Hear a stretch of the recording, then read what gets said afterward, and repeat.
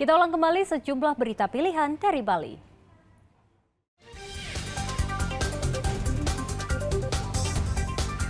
Waspada DBD, Pemkab gencar melakukan fogging ke permukiman padat penduduk.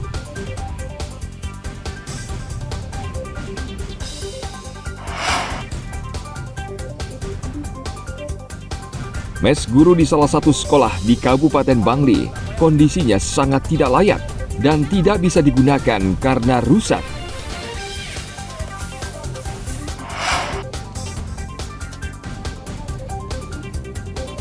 Menyambut peringatan Hari Anak Nasional ke-40, anak-anak di Kota Denpasar bergembira ria menikmati permainan tradisional Bali.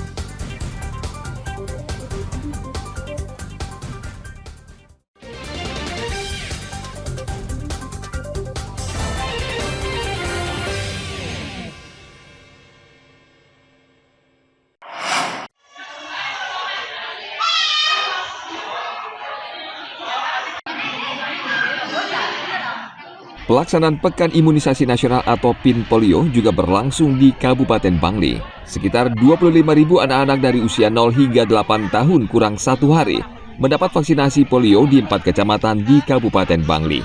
PIN Polio bertujuan untuk memutus mata rantai penyebaran penyakit polio dan mencegah generasi penerus dari serangan penyakit yang bisa melumpuhkan seseorang. Seperti daerah lainnya, PIN Polio dilaksanakan 2 putaran, mulai dari tanggal 23 Juli sampai 17 Agustus 2024. Agar program ini sukses dan lancar, Pemkab Bangli menyediakan lebih dari 490 pos yang tersebar di seluruh Kabupaten Bangli. Warga yang memiliki balita bisa mendatangi pos PIN Polio, baik di Puskesmas, Posyandu, dan pos pelayanan imunisasi terdekat. Para bapak, ibu, kakek, nenek yang mempunyai anak, cucu, keponakan agar membawa anak-anaknya ke pos-pos PIN terdekat untuk mendapatkan 2 tetes vaksin polio untuk menjaga kesehatan dari penyakit polio anak-anak. Di Kecamatan Bangli, vaksinasi dilakukan terhadap 5.000 anak, Kecamatan Tebuku 3.900 anak, Kecamatan Susut 4.500 anak, dan Kecamatan Kintamadi 11.500 anak. Penyakit polio adalah penyakit mematikan dan bisa menyebabkan cacat seumur hidup. Polio hingga saat ini belum ada obatnya.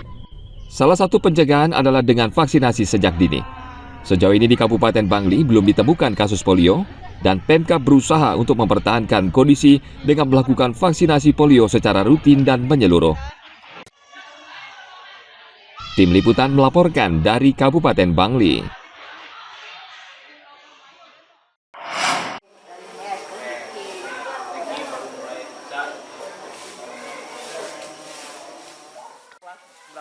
Rupanya tidak hanya bangunan sekolah yang kerap rusak dan tidak terurus.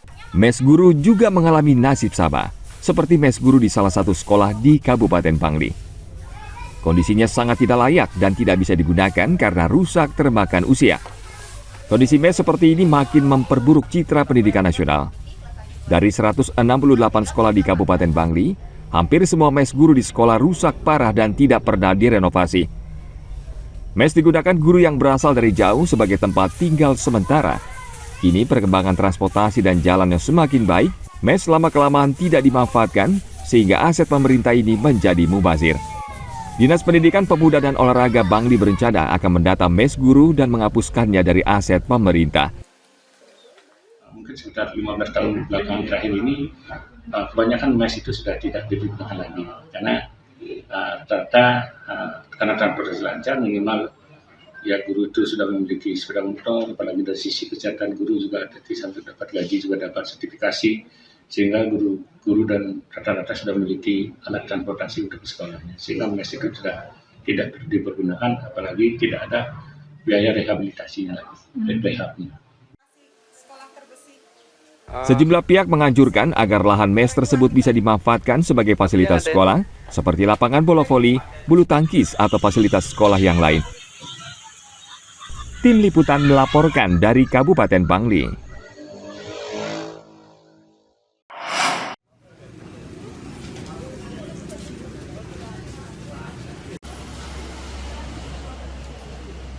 Saat ini ada sekitar 8.600 orang menganggur atau tidak memiliki pekerjaan di Kabupaten Karangasem. Menurut data Dinas Tenaga Kerja dan Transmigrasi Kabupaten Karangasem, jumlah ini cukup tinggi atau sekitar 2,6% dari populasi penduduk di Kabupaten Karangasem. Banyak faktor yang menyebabkan angka pengangguran tinggi. Salah satunya adalah tingkat pendidikan, sedikitnya peluang atau kesempatan kerja, hingga kurangnya kemauan bekerja dari seseorang. Untuk mengurangi angka pengangguran ini, antara lain membuka peluang bagi penduduk untuk bekerja sebagai pekerja migran di luar negeri. Kepala Dinas Tenaga Kerja dan Transmigrasi Karangasem, Ide Nyoman Astawa mengatakan, saat ini peluang menjadi pekerja migran di Karangasem masih cukup tinggi dan banyak diminati.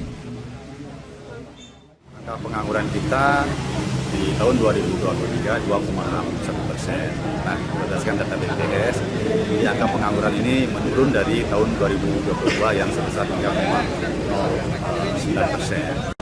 Untuk PMI, nah ini penempatannya ini ada di beberapa negara. Dan ada perusahaan-perusahaan penempatan yang juga kita gunakan.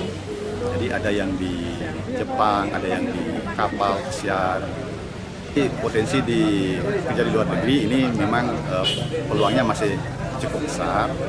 Nah, jadi dengan berbagai kegiatan job fair ini memang masih didominasi oleh broker yang ada di pasar luar negeri. Menurut data dari Disnaker Trans Karangasem, pekerja migran Indonesia dari Karangasem berjumlah sekitar 1.000 orang lebih. Mereka bekerja di sejumlah negara seperti Jepang, Dubai, Korea, Taiwan, dan sejumlah negara lainnya. Tim Liputan melaporkan dari Kabupaten Karangasem.